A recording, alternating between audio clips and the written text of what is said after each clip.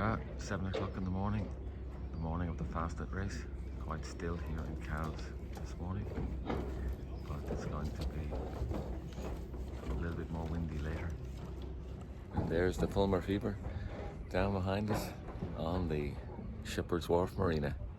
And we're getting ready to start the race a little bit later today. So we're about 45 minutes from our start, and we're just heading out of the Medina River, away from Cowes. We're going to take the east entrance out, not the main entrance, and that'll bring us away from the start line.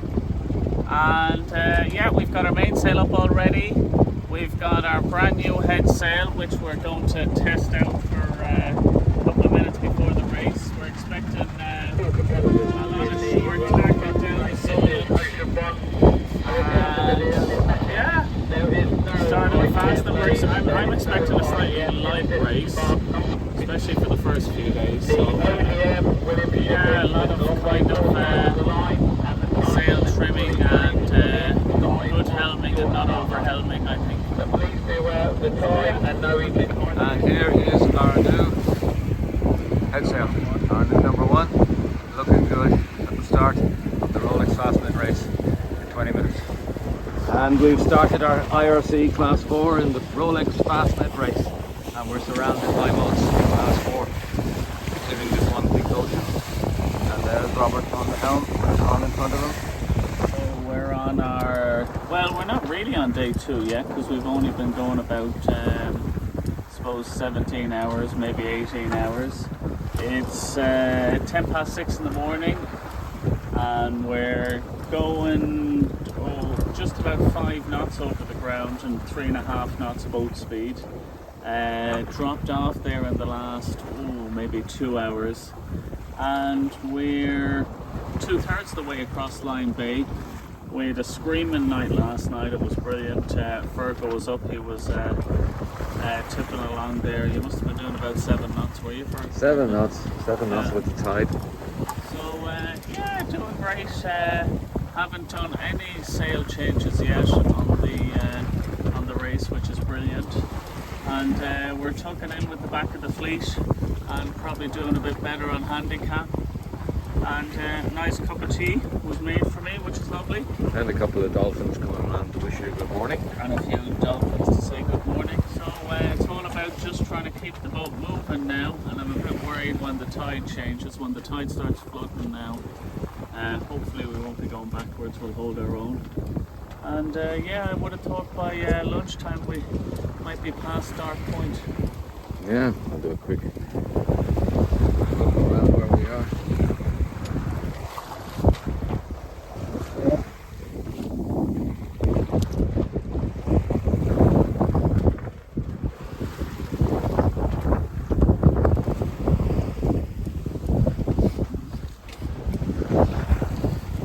And here we are, becalmed on Sunday morning, and some lovely dolphins coming around to say hello.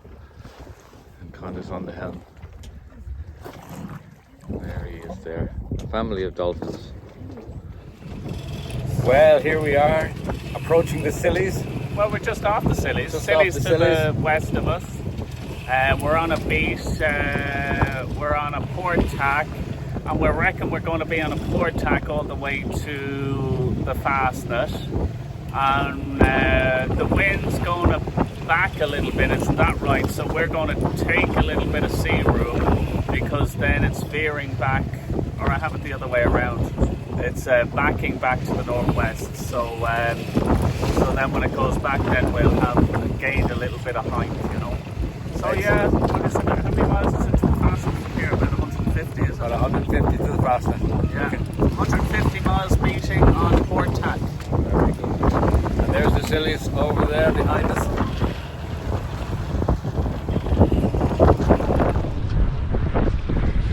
So we're on a beat on port tack, and we're just telltales looking good, pinching slightly. And there we are, there's the Scillies over there.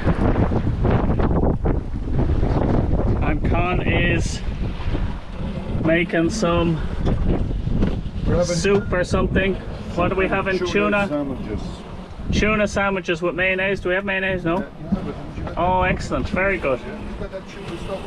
Lovely. Great. Oh, there you go. Excellent. So we're just north of the Scillies, and we have Fergal on the helm.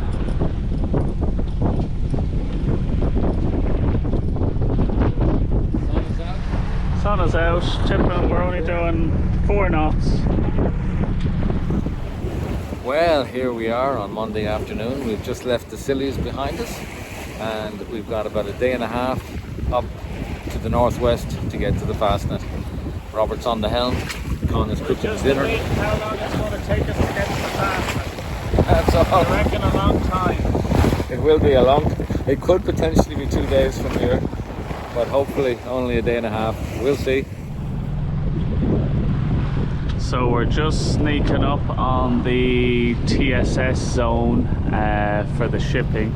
We're just to the east of that. We've got to get around that. Then we've got another hour or so, or maybe 2 hours beating to the Fastnet rock. It's just over there, but we've got a fog down this morning, so we're not going to see it. I'd say it's going to be one of those murky roundings, unless it heats up a bit. But 6 o'clock in the morning now, so you never know, it might burn off by the time we get there. I suppose still got another, oh gosh, maybe 3 hours. So yeah, this was a very slow leg now from the Scillies up to here. We lost an awful lot of places on the leaderboard. But sure, look, that's racing. We might gain them up again on the way back, you know, with the spinnaker up. Approaching the Fastnet rock, and Robert is standing up on the port side looking for the rock and looking for the right lay, approaching Shirkin Island. I'm doing a bit of standing up hiking out. Very good. There's Shirkin Island in front of us, and we're trying to pick up a ley line for the Fastnet, which we're not going to do, but we're getting there anyway. And yeah, looking forward to getting the spinnaker up in a few hours time and back down kind of a southeasterly course back down to the Scillies. Hopefully it doesn't take as long going back down. Thanks, Rob. Very good. And off we go. 7 a.m.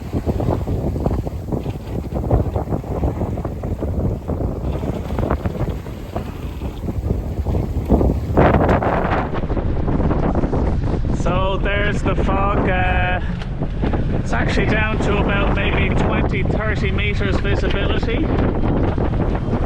We're still east of the Fastnet.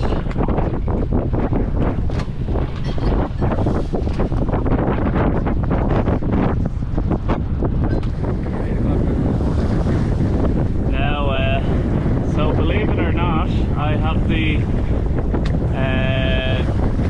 GoPro pointed at the Fastnet. We could just about see it there a second ago, can't see it there now.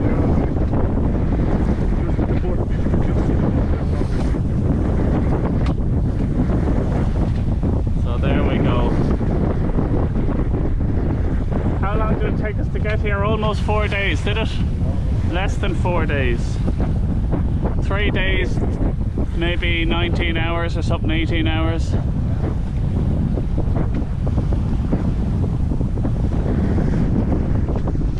Fergal helming.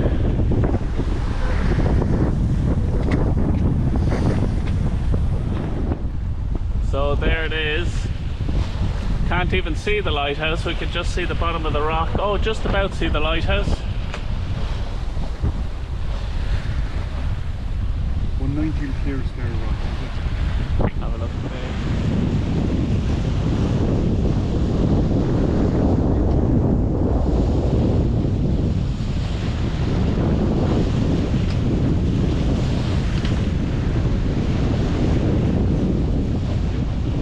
Actually, we might be a foot too high on that pole. Sorry.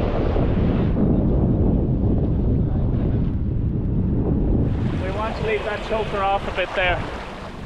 See on the sheet. Was it off completely? Yeah, we don't want it interfering with the sheet. And we want to run with the... Yeah.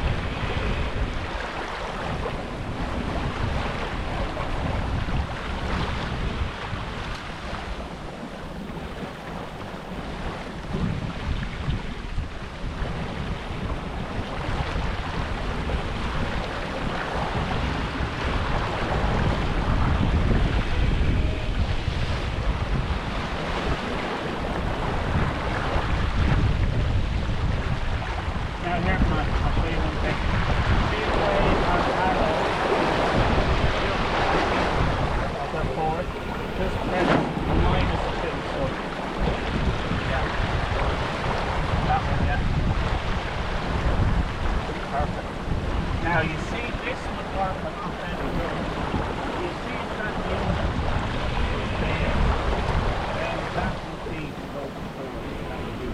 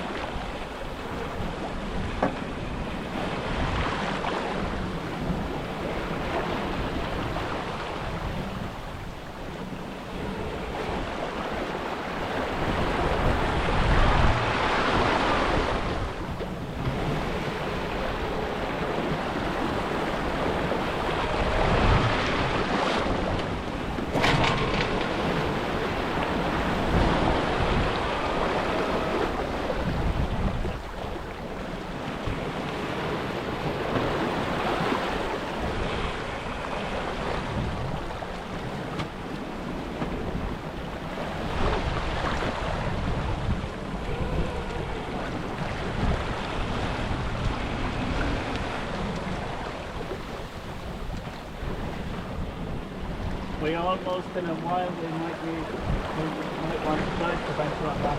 Oh, will you relax the main halyard a centimetre from it?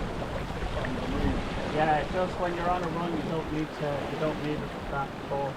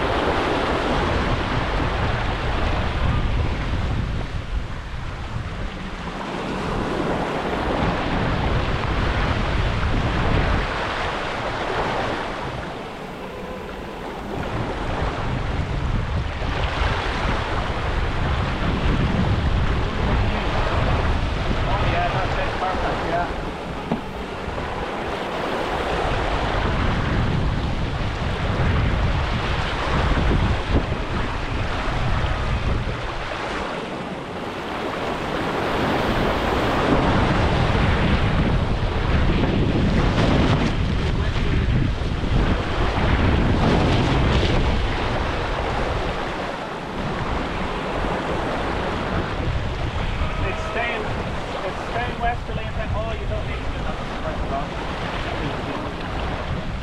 Well, you can. Say that again, Fergal.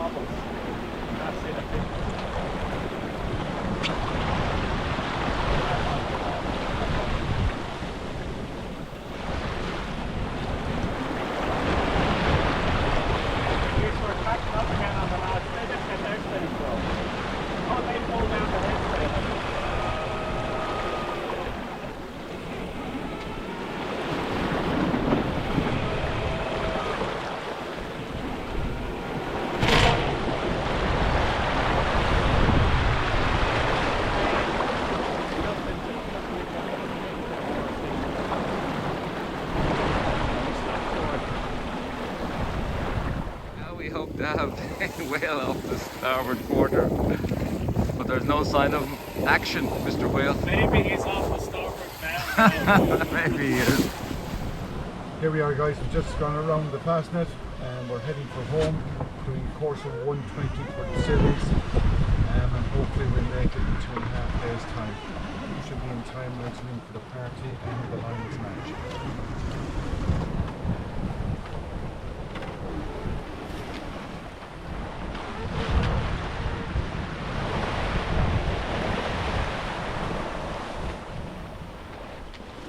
Well, Con, what's on the menu? Chorizo pasta tonight. Say again? Chorizo pasta. Oh, chorizo pasta. Excellent. Very nice.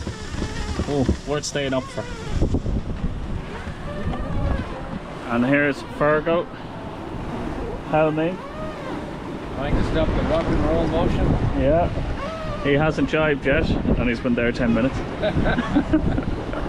That must be a good sign.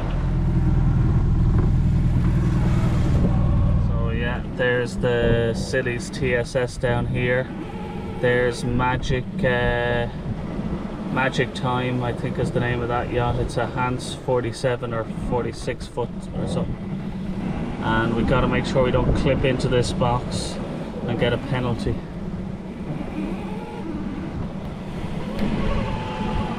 So Fergal is nice and dry in the galley. Making toast for Robert. Making toast for me. And I'm outside in the rain, so bit damp now. I'd say there's some sort of warm front going over or something. The cloud is very low anyway. I'd say we're probably in the middle of the front. And we're kind of dead run with the Spinnaker. Just coming in south of the Sillies. And we're doing, oh, we just hit 9 knots there, which is probably a bit more on the top end. It's probably more like kind of maybe 6.5. We should say thank you to the amazing people at Suffolk. So this is how we have to check how much water is on the boat. There's a little side gauge coming off the tank, and any luck, Fergal, or is it hard to see? It's about that much off the bottom. Alright, so we have less than a quarter of a tank of water after a week's racing.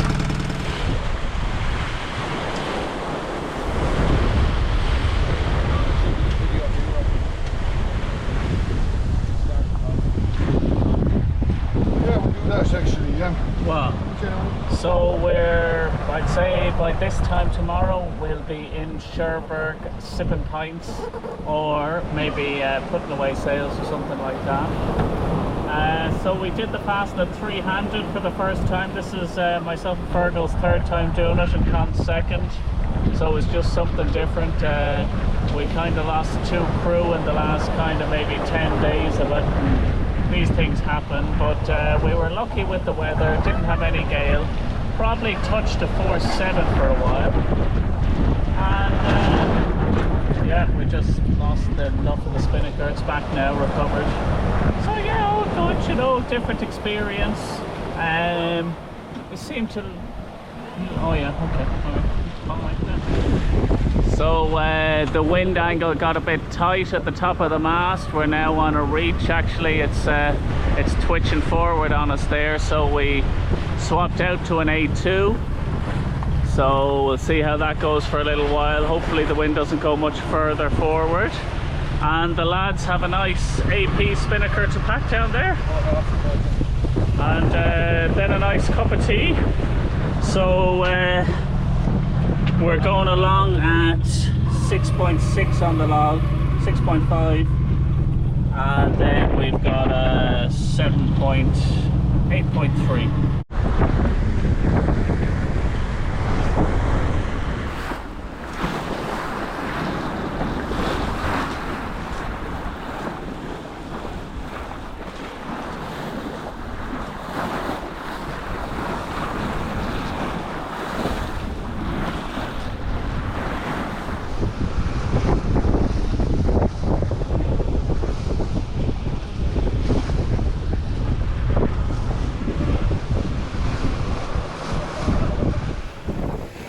So here I am, last day of the Fastnet race, approaching Cherbourg in about 30 miles. Beautiful morning, some dolphins chasing the boat.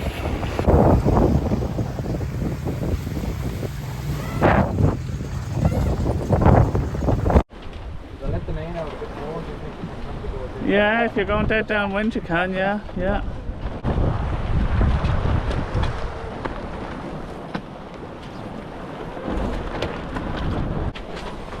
Need a bit more. Oh, down, sorry. Now, should go. Yep. So we're wing on wing just for the last leg into Cherbourg. The tide is actually changing the wind angle on us. We're being swept east. So I think we're going to end up on the east end of the kind of finish line.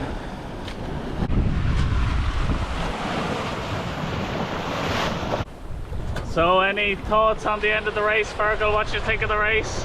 Fantastic 6 days, Rob. Fantastic. Excellent. Great crew, great organisation, great sailing. Any difference between doing it fully crewed and doing it half crewed?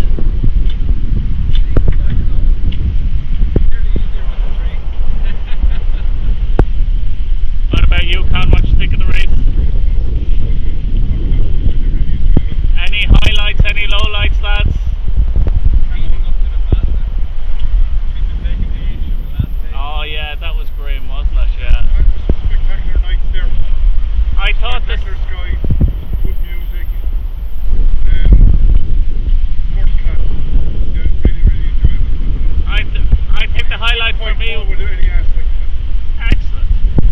I think the highlight for me was probably the spinnaker run from the Fastnet. We got all the way back to kind of start point. We got, well, one jibe at start point. That was brilliant. So we're just coming into Cherbourg outer harbour there. Fergal's having a little argument with this red boy. How's our depth, lads?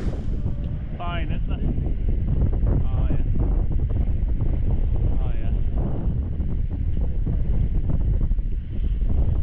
Yeah, lovely, Fergal, you have that. I'm hoping he doesn't hit this red mark. Oh, I think we just got a text message. Does that mean we crossed the line? I think so. Well done, lads. Woo! We just crossed the line. Well done. There we are. Just crossed the finish line in the 2015 was it 100th anniversary Fastnet? 2025. 2025 even, not 2015, yes. And there's into all the festivities in the... We're actually, there's the outer harbour. This is kind of the middle harbour here. That's a military zone over here. And then the inner harbour is even further in, so... And it must be one of the biggest... Actually, I think it's the biggest man-made harbour I know of that I've ever been into. And finally, winning an impressive haul of silverware, and this is first in RC2 and RC2B, winning the Foxhound Cup for best corrected time in RC2. First in RC2 handed, winning the Brunskill Trophy. The Aaron Balzer Cup for the best non-British yacht overall. And of course, the overall winner of the Rolex Fastnet Race 2025, winning the Fastnet Challenge Cup, Leon Jean-Pierre Colbert.